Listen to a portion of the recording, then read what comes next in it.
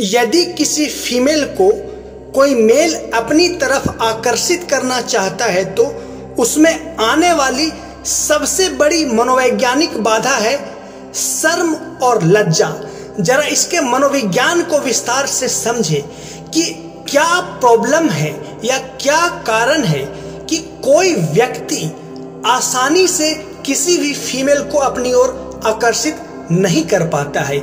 यदि कोई फीमेल आसानी से आकर्षित हो भी जाती है तो थोड़े सावधान रहने की आवश्यकता है उस मेल को जिसकी तरफ फीमेल आसानी से आकर्षित हो जाती है। तो इसमें जो बाधा है ना वो लज्जा और शर्म। देखिए, प्रकृति ने फीमेल को जो बनाया है तो उस बनाने में फीमेल के सुरक्षा के लिए तमाम शारीरिक और मनोवैज्ञानिक व्यवस्था कर रखा है कि एक फीमेल को, एक स्त्री को, एक लड़की को अपने पूरे जीवन में सुरक्षित रहना है तो उसके अंदर पूरी तरह से शारीरिक और मनोवैज्ञानिक व्यवस्था है।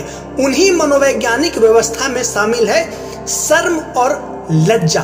और इसी शर्म यानी शर्माने की प्रवृत्ति और लज्जालु प्रवृत्ति किसी भी फीमेल को किसी भी मेल की तरफ आकर्षित होने से रोकता है। नहीं तो कोई भी फीमेल चलते रास्ते किसी भी मेल से फिजिकली इंटीमेट हो जाएगी और प्रेग्नेंट हो जाएगी और 9 मंथ का पनिशमेंट कैरी करते फिरेगी। इसी चीज को रोकने के लिए नेचर ने लज्जा, शर्म, हया दिया है स्त्रियों में। और यदि कोई मेल किसी भी फीमेल को या कोई लड़का किसी भी लड़की को अपनी ओर आकर्षित करना चाहता है तो सबसे पहला काम उसके अंदर की लज्जा को हटाना होगा।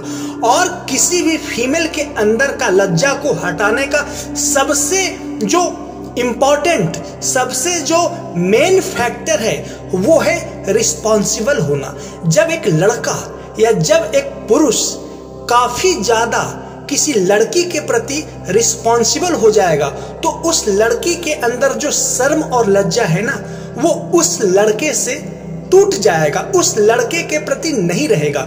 इसीलिए ध्यान से पुनः समझिए, किसी भी फीमेल को आप आकर्षित करना चाहते हैं तो आप उस फीमेल की जिम्मेवारी लेना सीखिए।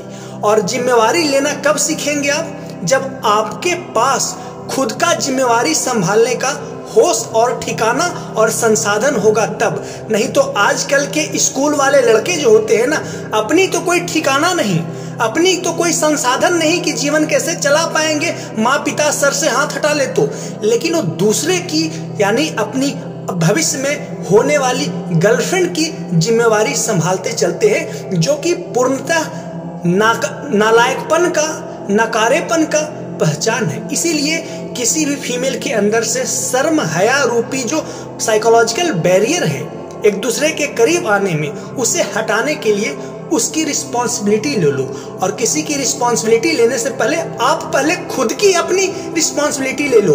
और रिस्पॉन्सिबिलिटी एक ऐसी चीज है ना कि जब आप किसी फीमेल की रिस्पॉन्सिबिलिटी यानी कि उसकी तमाम सामाजिक, मनोवैज्ञानिक और स्वास्थ्य संबंधित आवश्यकताओं का आप ख्याल रखते हैं तो स्वाभाविक है कि आने वाले 1 से 3 महीनों के अंदर वो आपके पास शर्मिलापन त्याग देगी। तो आशा करता हूं इस ओरिजिनल, इस मेन साइकोलॉजिकल फैक्टर को आप समझे होंगे कि किसी भी फीमेल को मेल की तरफ आकर्षित करने में सबसे ज्यादा साइकोलॉजिकल बैरियर क्या है। वीडियो को देखने के लिए धन्यवाद।